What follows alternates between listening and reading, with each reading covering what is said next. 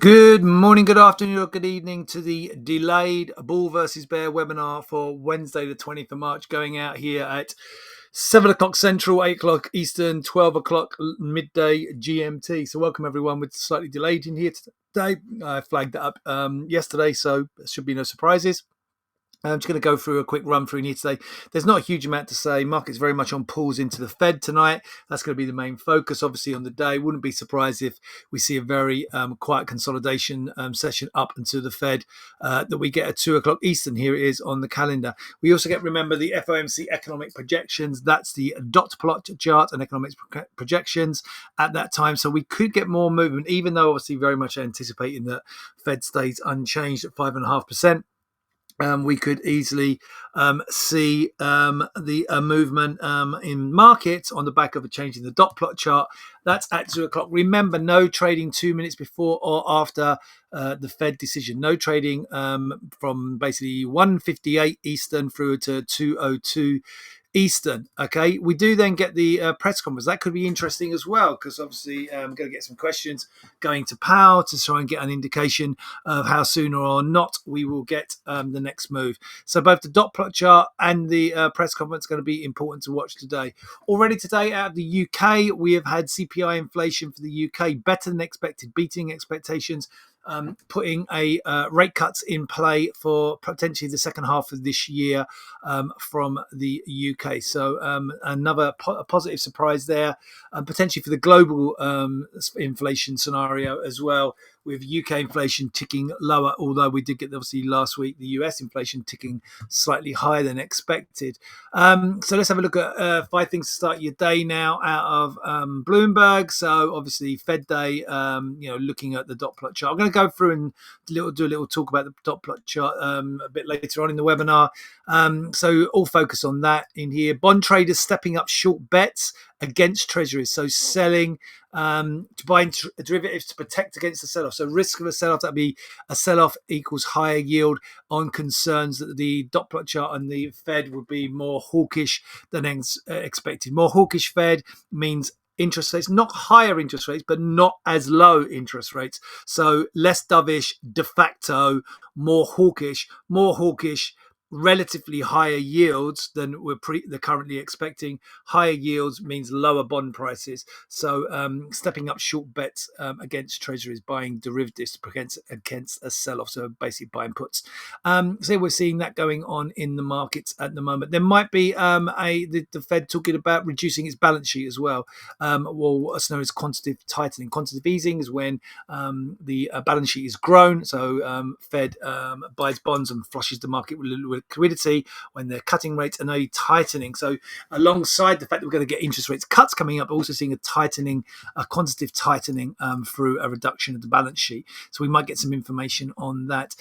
Just about here that the dollar's actually up this year so far, with most of Wall Street looking for the dollar to weaken, including myself. I was looking for a weaker dollar in here on the fact that we get a more dovish Fed. We haven't had that so far, but I think that will turn around. I think we'll still get dollar weakness come through later this year, but I don't think it's going to be maybe until we get closer to the first Fed rate cut. We've had a very negative forward guidance on here from Gucci, from Asia. And stocks fallen in trading in Europe by 20%.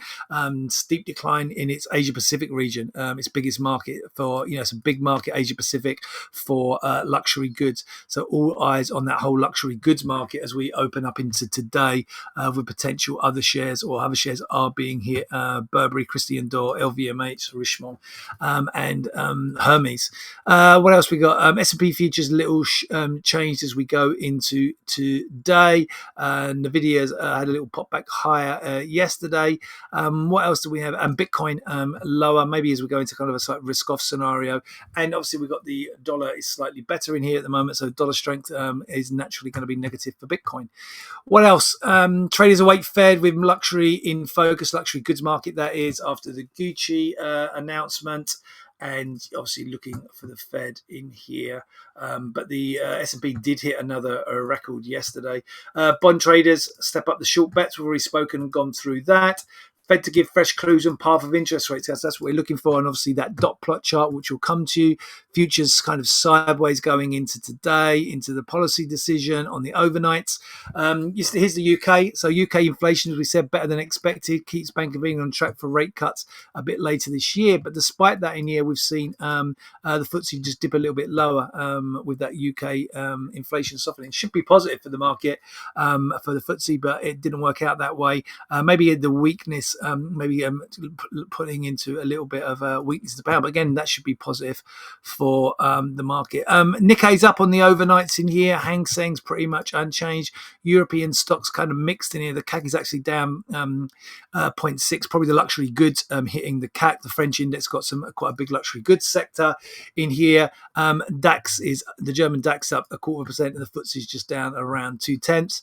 And if we look on the overnights on the futures in here, actually Nasdaq's slightly up in here, but S&P marking time and the Dow marking time on a sideways path, having had a healthy rally yesterday.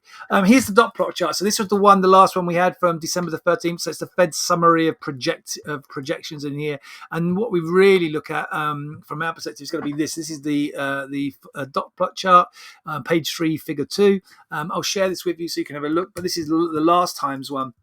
And what it gives in here was, this was for 2023, and obviously all in line, and because that's where we ended. It was the December meeting, right? So we knew where they were going to be, and that's where we ended up at so you can see in here, it's between the 5.25 and 5.5. That's the Fed's range. Remember, the Fed doesn't have an actual target level. They have a target range, and this is the midpoint of the target range. So you see it's between the 525, 550. If I go to the Fed Watch tool, you see, look, the current target range is 525 to 550, and you can see all these are lined up at the end of last year between the 525 mark here on the right. Let me make this a bit bigger. Okay, so there's the 525 to 550, and you see them all in a line. You see the median projection in here for the end of 24. Remember, this is done on the end of the year. So this is the end of 23, which they were all in line because we were at the end of 23. Then we have 2024, end of 25, end of 2026, and then beyond. Then it's just a more generic, longer run.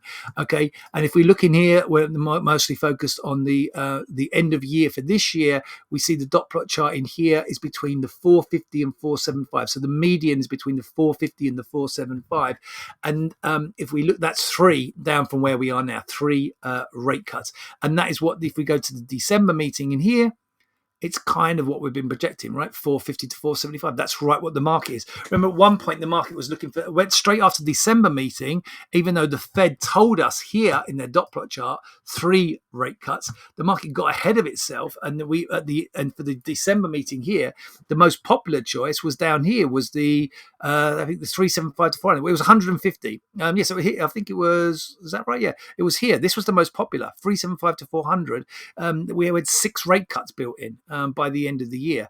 Now we've got the 3 lined up now with the Fed. So what's going to be interesting is, we spoke about an article last week from Bank of America saying that it's only going to take two of these to shift, okay, from what they did last time. So each one of these dots, remember, so by the way, sorry, just to explain, each one of these is the FOMC participant just says, I think it's going to be here, here, here. They put a dot each. And then this is them all edit. So these are all the members of the FOMC. Each dot represents one member of the FOMC where they expect the monetary policy to be at the end of 2024. And you can see it's only going to take 1 or 2 of these to shift, okay, their dot. And then what we're going to see is the median could shift. And then the risk is now we're thinking maybe more towards only 2 rate cuts. So the median then being, rather than between 450 to 475, between 475 to 500. And if we get that happening, then obviously the market's going to be probably be disappointed by that. We'll likely get an immediate sell-off. And then it will depend what Powell says. And then also the market might react, might initially sell off. We might be some value buying. I think there's a real risk we go that the Fed shift to 2, only 2. From a lot of the rhetoric that's come out of the Fed, we get to go to 2 with even a risk of there being only 1. And if it loads up that we've got in here that where these are currently, they all shift up by one level, okay, one rate cut, then what we could actually see is then it being kind of split. You can see at the moment it's kind of evenly split between it being 2 or 3. It could be between being 1 and 2. And if there's split between there being 1 and 2 rate cuts this year, I think the market will be disappointed with that. And then I think you'll see a more protracted sell-off into the end of March and into the Easter holidays. So yeah, just watching out for that. That's going to be the key going into today. We've already spoke about Fed funds in here, but yields actually did having yields. We spoke about this previously. We're seeing yields going significantly higher since the early part of March and through last week with the inflation numbers. And this is the 10-year yield nearly made a new high yield above the high yields in here from the latter part of February. But we have actually backed off in the last 24 hours. We actually went lower in yield, which means higher in price. You can see the rebounds in here on the bond markets, 30-year bond rebounding, 10-year bond. Slight rebounds, only slight rebounds, but they haven't made that more bearish signal. Although the 2s and 5s and 10s did actually break down through the lows in price that we previously posted in February. And stock indices have obviously charged back higher. So we never moved away from being bullish on the S&P. In here, we're kind of clinging to the bearishness. The Nasdaq rebound wasn't as good. We've got more of a protracted topping pattern here. I do think the risk is actually now going into the day on the Nasdaq could lead us lower. Obviously, if we not obviously, but the Nasdaq is full of growth stocks. Growth stocks are more susceptible to moves in interest rates. So if we get a more of a less dovish, de facto, more hawkish tone from the Fed, it's more likely to hit the Nasdaq more. Those Magnificent Seven could see an unwind, and we could see a significant pull lower, and then that would then certainly flip the view on the S&P. These trend lines, the recent lows are going to be really important, and these trend lines, this trend line's some way away, but we've already broken that low in here. We already took that out last week in here on the Nasdaq. This 18070 a low in here. We just got below there, and despite the rebounds, I think it still carries quite a negative theme going into today. All right, guys, I'm going to wrap it up there. I'm going to wish you all a great trading day. Helmets and goggles at the ready for the Fed. Remember, no open positions, no open positions, and no orders in the order book 2 minutes before or after the Fed decision. Good luck through that. Be careful, and helmets and goggles. And I'll be back with you tomorrow at the usual time. We'll go back to the usual time tomorrow. So 30 minutes before this webinar, back to the usual time tomorrow. So that's 6:30 Central, 7:30 Eastern, 11:30 GMT to have a look at what the Fed's done. All right, guys, have a good one. Bye.